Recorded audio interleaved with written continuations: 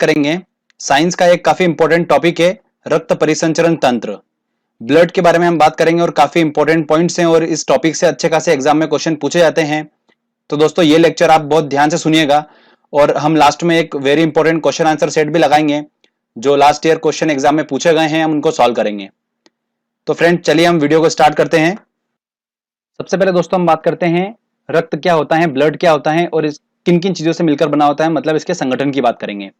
तो ध्यान से देखिए, रक्त जो होता है एक संयोजी ऊतक है, एक कनेक्टिव टिश्यू है और एक ह्यूमन बॉडी में ये 5 से 6 लीटर होता है। इसकी पीएच वैल्यू जो है वो कितनी है, 7.4 है। ब्लड जो होता है वो किन किन चीजों से मिलकर बना होता है, देखिए प्लाज्मा और रक्त कोशिकाएं से मिलकर बना होता है। ये रक्त कोशिकाएं कौन कौन सी होती हैं, आरबीसी होती हैं, डब्ल्यूबीसी होती हैं और प्लेटलेट्स, मतलब लाल रक्त कणिकाएं, श्वेत रक्त कणिकाएं और प्लेटलेट्स होते हैं। ठीक है, प्लाज्मा जो होता है हमारी बॉडी में वो 55% होता है और रक्त कोशिकाएं जो होती है वो होती है 45% होती है। तो इस तरीके से पूरा 100% होता है। तो प्लाज्मा और रक्त कोशिकाएं से मिलकर ब्लड बना होता है।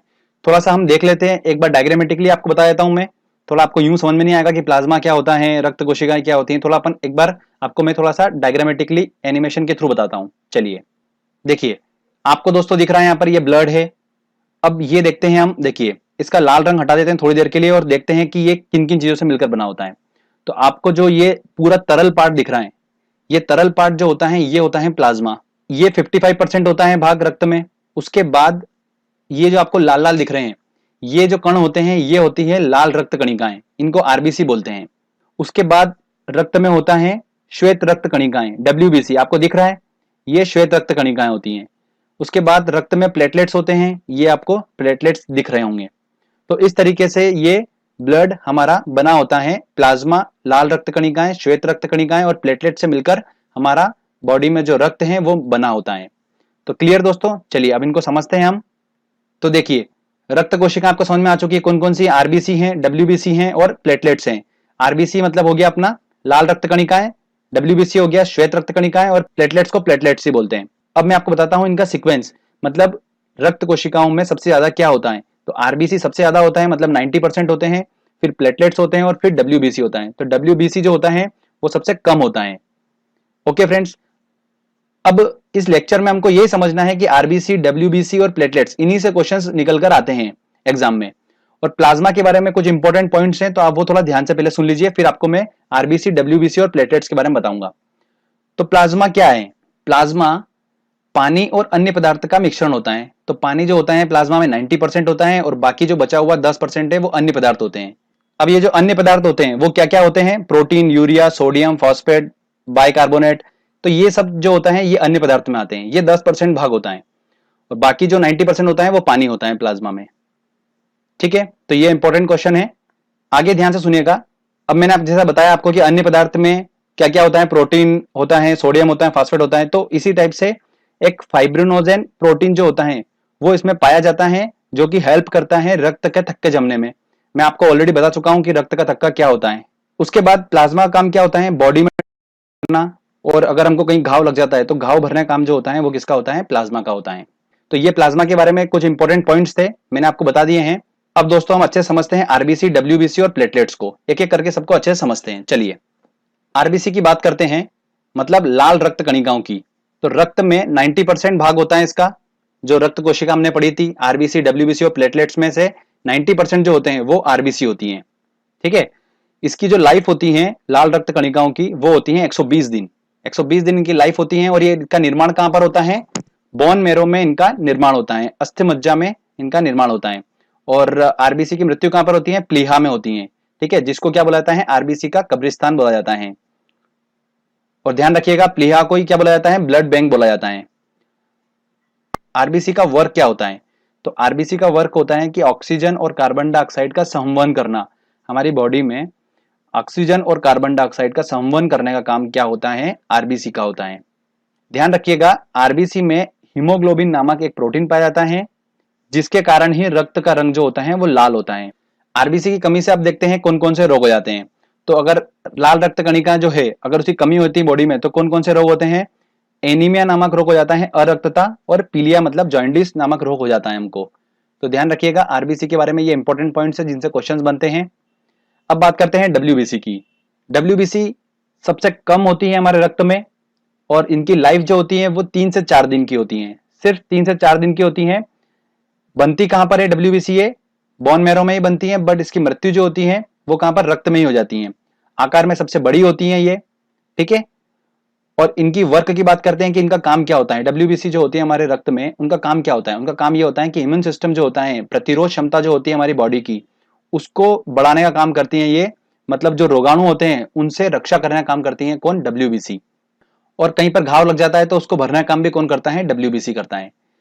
अब डब्ल्यूबीसी के टाइप होते हैं, 2 टाइप के होते हैं डब्ल्यूबीसी। एक होती है लिम्फोसाइट्स और एक होती है दोस्तों मोनोसाइट्स। मोनोसाइट जो होती हैं वो लार्जेस्ट सेल ऑफ बॉडी होती हैं, ध्यान रखिएगा, सबसे बड़ी कोशिका जो होती हैं वो कौन सी होती हैं? मोनोसाइट्स होती हैं। तो लिम्फोसाइट्स का काम क्या होता है? वो श्वेत रक्त कणिकाएं होती हैं जो बीमारियों से बचाती हैं हमको। और मोनोसाइट का काम क्या होता है? जो घाव भरने का काम करती हैं।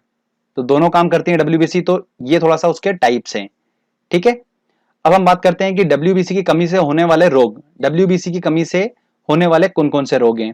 एड्स नामक बीमारी जो होती है वो डब्ल्यूबीसी की कमी के कारण होती है, और ब्लड कैंसर जो होता है वो भी इसकी कमी के कारण होता है।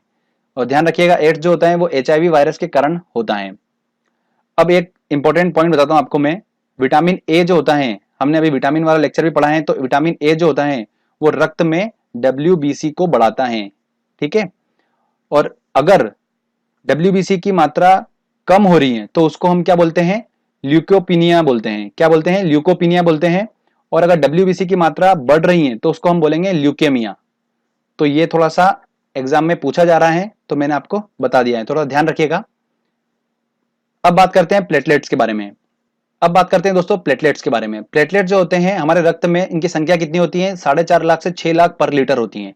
इनका कार्य क्या होता है? शरीर में अगर कट लग जाता है तो एकदम से ब्लड निकलता है, तो उसके बहाव को रोकने का काम इसका होता है, प्लेटलेट्स का। चिकनगुनिया और डेंगू जैसी बीमारी में प्लेटलेट्स की मात्रा एकदम से कम हो जाती है। डेंगू जो होता है हमको, वो एडिस एजिप्टी मच्छर के काटने से होता है। ओके फ्रेंड्स, दोस्तों नोट डाउन करिएगा एक पॉइंट। मानव शरीर में खून जो होता है वो हेपेरिन की उपस्थिति के कारण नहीं जमता है। अगर ये हेपेरिन नहीं होगा तो हमारे शरीर में जो खून है वो जम जाएगा। तो ये हेपेरिन ही होता है जो जमने नहीं देता है। तो ये एग्जाम में क्वेश्चन पूछा जाता है। अब दोस्तों हम बात करते हैं रक्त परिसंचरण तंत्र। जैसे नाम से स्पष्ट है, रक्त का परिसंचरण करना हमारी बॉडी में, तो वो कौन करता है? धमनी करती हैं, आर्टरीज बोलते हैं इनको, और शिराएं जिनको बोलते हैं वेन्स। तो चलिए एक एक करके समझ लेते हैं इनको क्या होता है। धमनी का काम क्या होता है? तो ऐसे आपको एक ट्रिक बताता हूं मैं, काफी कंफ्यूजन होगा आपको धमनी और शिराओं में, बार बार आप याद तो कर लेंगे पर भूल जाएंगे। तो मैंने किस तरीके से याद कर रखा है ये आपको बताता हूं। धमनी है तो वर्ड क्या आ रहा है? धम धम। और धम धम की आवाज कब आती है? जब हाथी चलता है। और हाथी जो होता है वो शुद्ध शाकाहारी खाना खाता है, आप सभी को पता ही है। तो शुद्ध शाकाहारी खाना खाता है हाथी, और धमधम की आवाज कौन करता है? हाथी। तो शुद्ध शाकाहारी खाने से हमारा बनेगा शुद्ध रक्त। क्लियर? हमको बस वहां तक पहुंचना है, शुद्ध रक्त तक। तो धमनी जो होती है वो शुद्ध रक्त का परिवहन करती हैं। तो धमनी ऑक्सीजन युक्त शुद्ध खून ले जाती हैं लंग्स से हार्ट तक। फेफड़ों से हृदय तक कौन लेके जाती है शुद्ध खून? धमनियां लेके जाती हैं। तो धमधम से आपको हाथी याद आएगा, और हाथी शुद्ध खाना खाता है, तो आपका कभी भी कंफ्यूजन नहीं होगा और हमेशा आप बिल्कुल सही आंसर तक पहुंचेंगे। तो ये क्लियर हो गया कि शुद्ध खून कौन ले जाता है? धमनी ले जाती है। एक इसके अंदर एक्सेप्शन है, अपवाद है, कि पल्मोनरी धमनी जो होती है वो अशुद्ध रक्त ले जाती हैं ऑर्गन से लंग्स तक, अंगों से लेकर कहां तक? लंग्स तक, फेफड़ों तक लाती हैं। और फेफड़ों का काम, फेफड़ों तक इसलिए लाती हैं क्योंकि फेफड़ों का काम ही क्या होता है? रक्त को शुद्ध करना। अब हम बात करते हैं शिराएं की, वेन्स की बात करते हैं। तो शिराओं का काम क्या होता है? जस्ट इसके अपोजिट, अशुद्ध खून ले जाती हैं ऑर्गन से लंग्स तक। इसका एक अपवाद होता है, पल्मोनरी शिरा जो होती है वो शुद्ध रक्त ले जाती हैं लंग से हार्ट तक। क्लियर दोस्तों?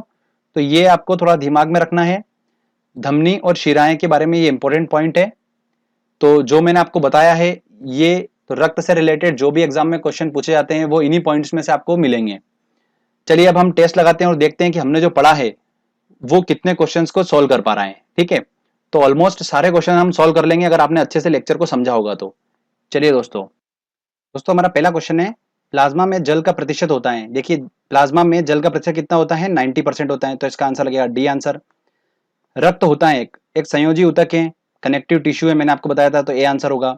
आरबीसी का निर्माण हमारे शरीर में किस भाग में होता है? देखिए आरबीसी का निर्माण कहाँ होता है? अस्थि मज्जा में होता है, बोन मैरो में होता है, तो इसका आंसर लगेगा डी आंसर। आगे देखते हैं क्वेश्चन।